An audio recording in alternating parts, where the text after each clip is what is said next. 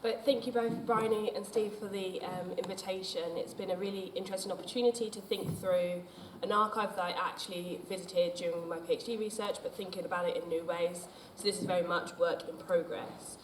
And I'm going to be reading through the paper and pausing for moments. Last month, I took the train to London, and after a short walk, I arrived at Tate Britain. I showed my ticket and was instructed that the exhibition Life Between Islands, Caribbean British Art, 1950 to now, was upstairs. In the first space and covering the span of the wall was a timeline noting significant social-political events and moments of radical resistance that have and continue to impact the lives of black people across the diaspora from 1923 to 2022. I purposefully distorted the timeline and played with the invitation to time travel. I walked up and down, reading and rereading, and I took a deep breath and sighed. 1968, Conservative MP Enoch Powell delivers his Rivers of Blood speech in Birmingham. In the same year, writer Obi Igbona founds the British Black Panthers to defend black communities against racism and discrimination. 1966, Notting Hill Carnival takes place on the streets of West London for the first time. 1923, Ronald Moody leaves Jamaica for England. 1957, Ghana becomes the first African nation to achieve independence from the British Empire. 1987, Rashid Arian launches third text, the academic journal on visual art and its global context. 1999, Steve McQueen wins the Turner Prize. 2017, Lubaina Hamid wins the Turner Prize. 2022, Sonia Boyce represents Britain at the Venice Biennale. 2016, Britain votes to leave the European Union. With each step, I'm thrown from the past to the present and back to the past again.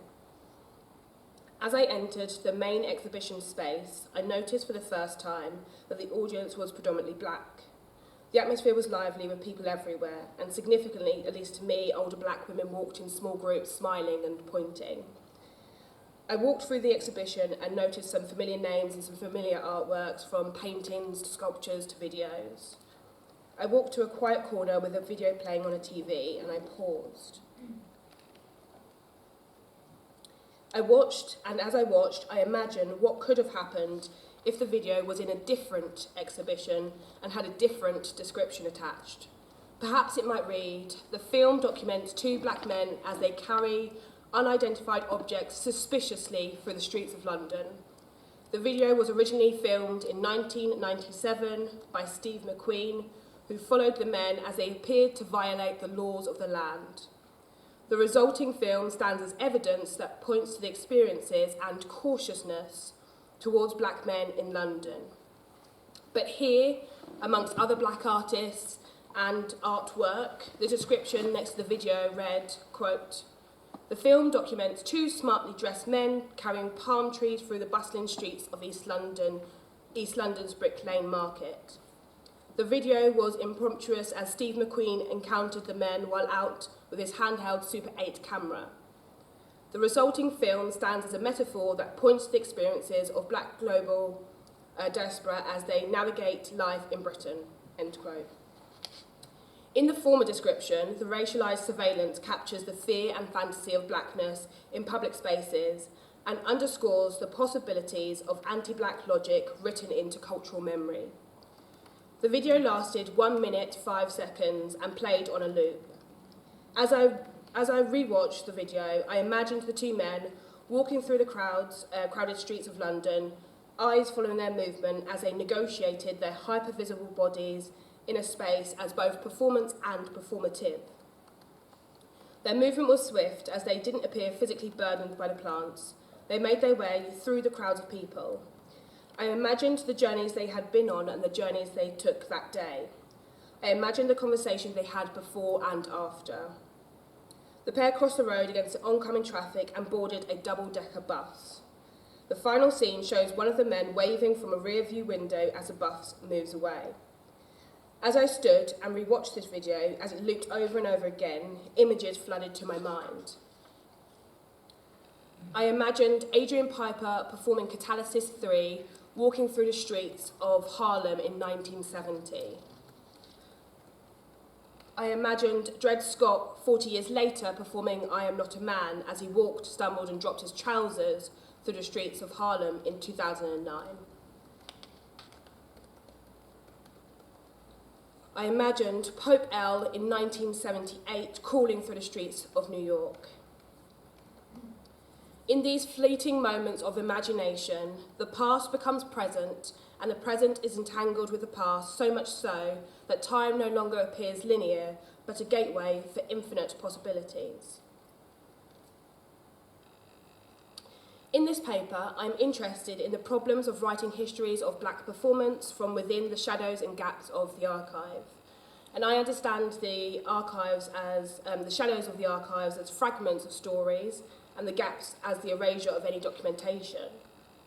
This begs the question, what does it mean to revisit performances that have never been seen? My concern at this stage is how to encounter and retell stories from within the archives. This paper therefore focuses on historical imagination as a method of historicising black performance, for which I turn to Lorraine O'Grady's archive as an example. Lola Olufemi writes that, quote, "The archive with its shadows and gaps is a colonial invention in narrative consistency. Its greatest trick is to convince us that time signals forward movement, a determined motion from which events may be regulated, predicted, and anticipated," end quote. Everything in and about archives involves a curatorial decision dependent on racialised hierarchies woven into the narrative of history. Over time, this narrative becomes cultural memory and therefore falsifies accounts of black subjectivity. Put differently, archives are cultural products that originate from colonial enterprise and therefore cannot articulate narratives of black social life and performance more specifically. However, O'Grady's archive offers an opportunity to excavate the possibilities of artists documenting and preserving their performances themselves. In 2008, Sadia Hartman coined the phrase critical fabulation to describe her approach to the unearthed violence of historical memory from her archival research. This method of speculative narration provides Hartman with the tools to redress history's omissions.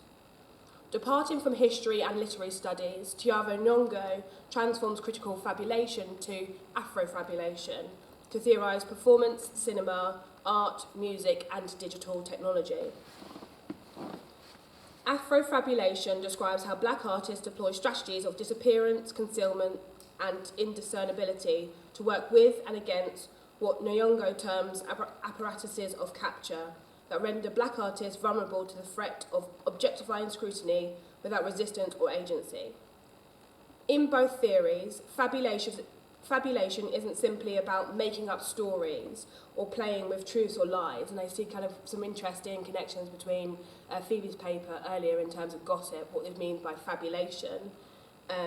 But as Nyong'o writes, it's the tactical fictionalising of the world that is from the point of view of black social life already false, end quote. From this vantage point, Nyong'o states that Afrofabulation is, quote, tethered to the classic paradox of fiction, the matter of why and how it is that a story we know to be untrue can nonetheless inspire belief, emotion and attachment, end quote.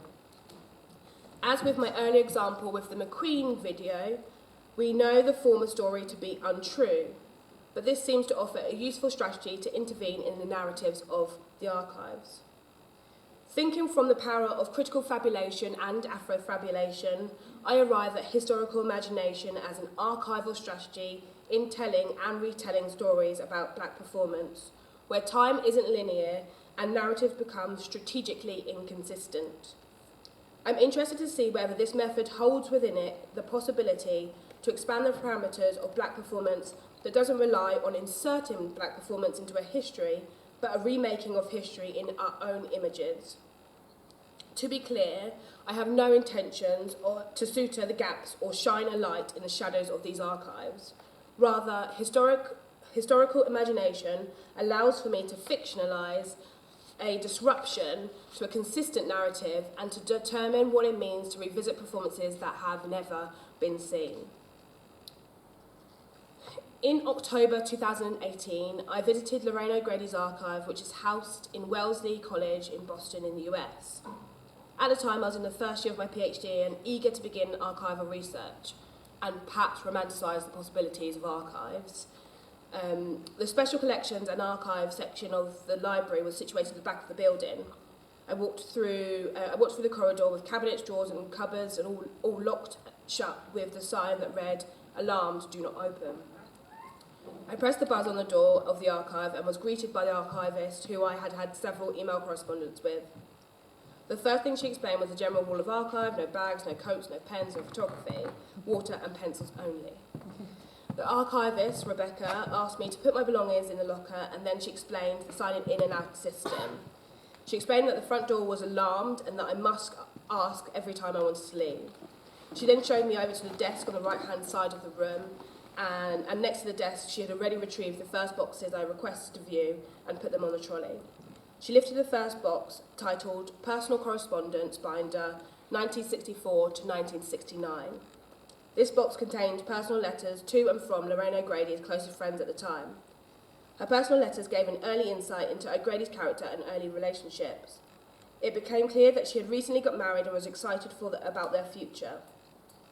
In 1965, O'Grady went back to school and attended the prestigious Iowa Writers' Workshop, where she received a fellowship in fiction in 1967. In between her studies, she also had several varied jobs. She occasionally wrote reviews for the Village Voice and also worked for the US Department of Labour and State in 1956 to 61, where she was a labour economist and an intelligence expert on Latin America and Africa. She found this job particularly dull, though it resulted in several affairs. After a particularly bad affair, she travelled to Europe and Africa with a plan to write a memoir, but finding herself unable to write, she returned to the US. I hadn't expected to be so engrossed by O'Grady's personal correspondences from the 1960s. I had intended to read a few letters from the collection, but I became fixated with figuring out who this person was, who she was, what she was doing, and who with. I ended up spending the whole of my first day reading personal correspondences from 1967 to 69. Learning about and imagining O'Grady's life had its own pleasures that prioritised ways of being which decentered the persistent narratives of black womanhood. O'Grady's personal letters in her archive gave further insight into her character and her various jobs before her art career. For my second day, I decided to be more strategic, as I knew I wanted to find more information about her performance work. In the 1980s, O'Grady staged the first of what became a series of interventions in New York art spaces as Mademoiselle Bourgeois Noire, a persona whose name is marked by race, gender and class. These interventions involved her walking into art galleries uninvited and handing out white chrysanthemums to the unsuspected audience. Once the flowers were all gone, it revealed that the bouquet held a cat-o'-nine tail whip, which she used to lash her back. Once she had everyone's attention, she shouted her message in the form of polemical poem. I imagined in the US in the 1980s, mainstream art galleries did not typically display work by black artists, especially not a moving, shouting, performing black woman artist. Mademoiselle Bourgeois Noire is arguably O'Grady's most known performance. In a letter she wrote that she did not have an audience to please, alluding to her practice existing outside the parameters of familiar categorizations of art in general and black art in particular. Even more crucially, O'Grady's stated lack of audience may be also a commentary on the fact that institutions had not actively fostered or developed new audiences for performance art by black artists in the 1980s when she first entered the art world. A culmination of these possible factors means that there were inadequate reviews, critiques, and public documentation of her work, which made her inaccessible for many audiences in the 1980s and beyond. In a performance statement in 1983, O'Grady wrote, quote, Right now, my goal is to discover and to create the true audience and something tells me that for a black performance artist of my ilk, this will take many-sided approach because I sense that the true audience may be coming. Not here now. I try to document my work as carefully as I can." End quote. Isabel Harbinson has recently suggested the reason for the resurgence of interest in O'Grady's work is owed in part to the extensive photographic documentation of her performance and installation works posted on her website since 2009. O'Grady's self-documentation and archiving of her work on her website usefully enables a remaking of history.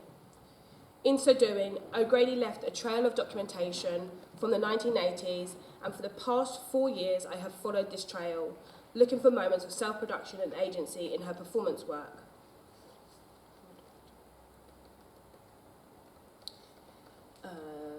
One way we might think about historical imagination involves retelling the story from a different vantage point from within the archives.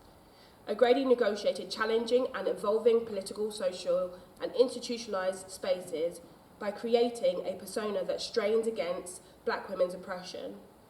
O'Grady's complex feminist politics related to her life, the difficulty in categorising her and her work, and her refusal to succumb to expectation, stand to enhance Mademoiselle Bourgeois. Her fictional biography, as articulated through the persona of Mademoiselle Bourgeois Noir, speaks to anxieties around blackness and national identity through her American pageant aesthetic and her inclusion of a whip disguised as a bouquet. With this performance, she challenges the perception of black performance art and its significance in art history. O'Grady's scattered trail was centralised in a collection published in December 2020 titled Writing in Space, 1973 to 2019. And her first major museum retrospective opened at Brooklyn Museum in New York in 2021. It is important to draw attention to the devastation of 2020 with COVID-19 and the murder of George Floyd as a catalyst for Black Lives Matter protests across the world that still feels present. At least what is clear is the subsequent visibility of structural inequalities that has affected how blackness is made visible in public spaces. Put differently, what is important to note here is 2020 marks the moment that lived black experiences collided with mainstream visibility and produced black people's opportunity to retell our stories. As O'Grady predicted, her true audience has begun to find her work. The last few years has seen an increased interest in her work with a flurry of statements, essays, interviews and historical recollections as a new generation of curators, critics and artists discover her work.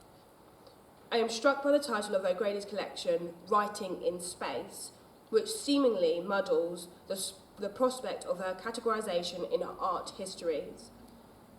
Catherine Ukru suggests that live art has offered the most radical possibilities for black performance, enabling artists with a degree of agency, personal lived experience, and to break with the restrictions of established contexts for performance, providing scope for the exploration of notions of hybridity and exchange, including free movement between different genres, traditions, forms, and spaces. Live art, by its nature, resists the limits of categorisation and reveals yet another problem with language. O'Grady refuses any version of compliance within existing categories, and therefore historical imagination becomes necessary when we imagine O'Grady in between these categories and histories. By way of a different example of historical imagination in O'Grady's archives, I turn to a different performance, Nefertiti Devonia Evangeline. Only a month after Mademoiselle Bourgeois Noir's invasion of the gallery demanding black art to take more risk, O'Grady created Nefertiti Devonia Evangeline, which premiered at Just Above Midtown Gallery on the 31st of October 1980. Rather than the unexpected guerrilla invasion, the new piece was commissioned for an audience. According to O'Grady's archive and the website, there are only 6 images of the performance.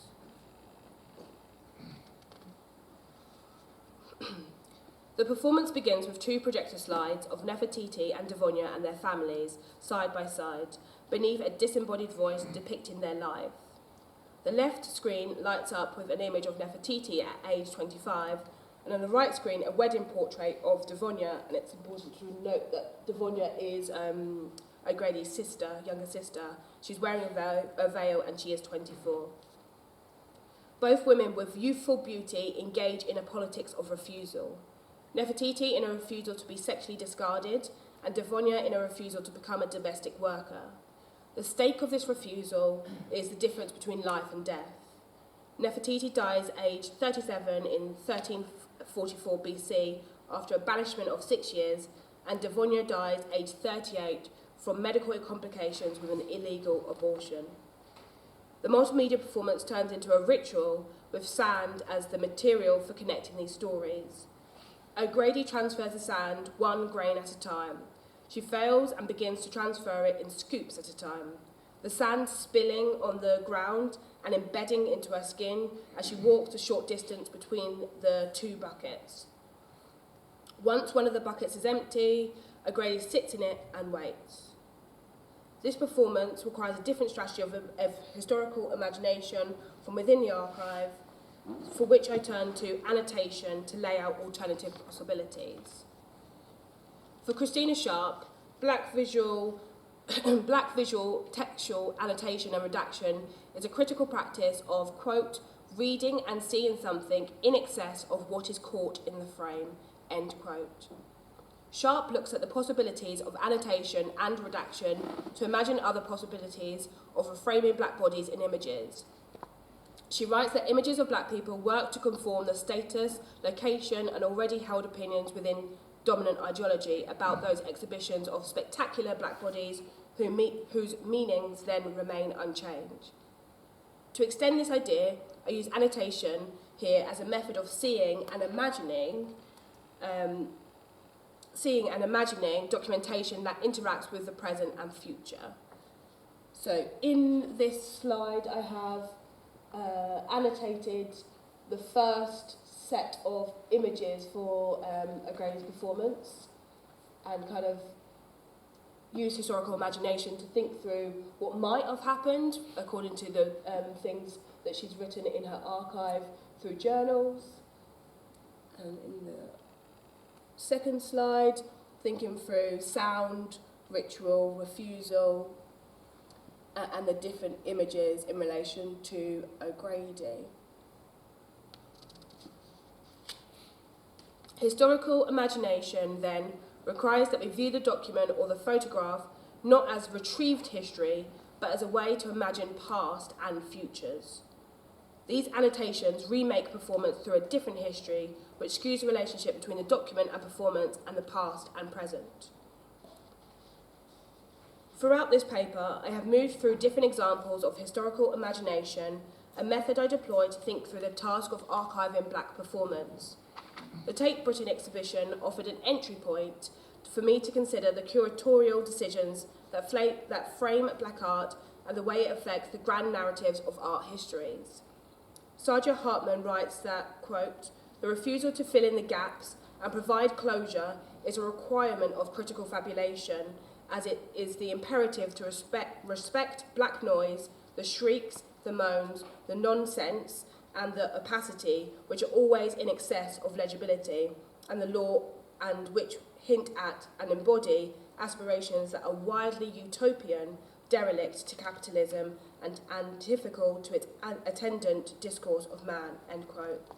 Following this requirement, my interest in O'Grady's archive and historical imagination more broadly isn't to fill in the gap, but to play with the possibilities of black performance as known and unknowable.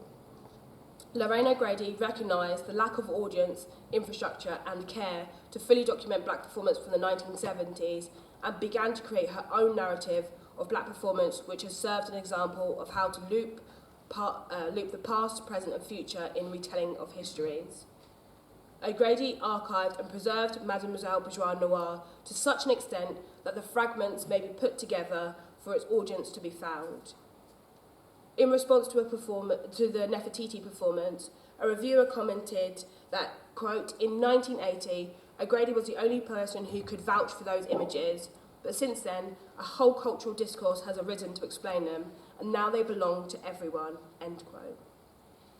What isn't acknowledged here is the creative and intellectual labour placed on black artists, and black women specifically, to preserve their own work. When we consider the importance of photographs and the ability to transform the modern audience to the past, we can imagine the ways in which black artists were redefining the field for their own practices. In arguing that O'Grady preserves Mademoiselle Bourgeois Noir for her imagined future audience, I also argue that O'Grady allows us to see the ways in which history might be remade in the present. As an artist, I'm always thinking through these histories and asking whose invisible work underpins my own and how it might inform my practice. Lorraine O'Grady, at the time of her performance work, was contributing to a field that wasn't documented in institutions, and I don't think it'd be accurate to suggest that artists like O'Grady don't have personal archives, but the lack of archives that exist in institutions is really noteworthy. In doing so, I invariably put myself, now I'm skipping ahead, in my research and through historical imagination, I'm coming to question the parameters of that field. In doing so, I invariably put myself in O'Grady's shadows. I'm imagining my own practice as I'm reading through the archive and questioning how do black live artists contend with the future when the past and present are so precarious. Writing from a UK context, the two edited collections that spotlight this work are Let's Get It On, The Politics of Black Performance from 1995 and Vanishing Point more recently from 2020, both mark an important moment in live art and its capacity. In Selena Thompson's contribution to Vanishing Point, she reflects, quote, "Because how can live art unfuck the world when it replicates and reproduces so many of the systems and cultures and habits and patterns that have made the world fucked? I'm sick of live art, it can fuck off." She continues, "But it is where I find myself. If you want to fix and change something, you have to start with where you are complicit, where you are up close, personal and intimate with it. What is the relationship that live art and live artists have with the world?" End quote. Here, Thompson demands that we consider the conditions of living and how our field intervenes with that. Last year, I presented Between Sun and Breaths at Glasgow Buzzcut on the online festival. But before the performance, before I made that performance, I created a series of images, and that's what's on the screen now. I created these images in response to COVID-19 and the murder of George Floyd. For me, my practice offers moments of transformation and the possibilities of healing. Perhaps to answer Thompson's question is survival. Thank you.